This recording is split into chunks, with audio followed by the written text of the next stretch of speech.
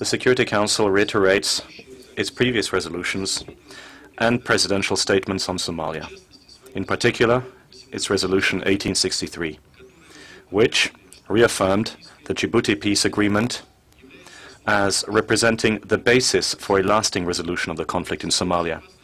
The Security Council reaffirms its support for the Transitional Federal Government as the legitimate authority in Somalia under the Transitional Federal Charter, and condemns the recent renewal in fighting led by Al-Shabaab and other extremists, which constitutes an attempt to remove the legitimate authority by force. The Council demands that opposition groups immediately end their offensive, put down their arms, renounce violence, and join reconciliation efforts. The Security Council urges the international community to provide its full support to the Transitional Federal Government in order to strengthen the National Security Force and the Somali Police Force, reiterates its support for AMISOM, expresses its appreciation for the contribution of troops by the governments of Burundi and Uganda, and condemns any hostilities towards AMISOM.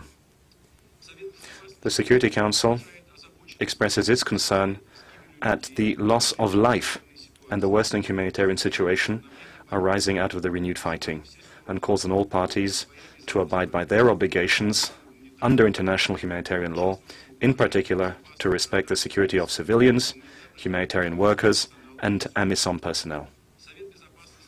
The Security Council also expresses its concern over reports that Eritrea has supplied arms to those opposing the Transitional Federal Government of Somalia in breach of the UN arms embargo, and calls on the Sanctions Monitoring Group to investigate. The Security Council reiterates its support for the political process outlined in the Transitional Federal Charter, which provides a framework for reaching a lasting political solution in Somalia. The ongoing attempts to take power by force can only delay the political process and prolong the suffering of the Somali people. Unquote.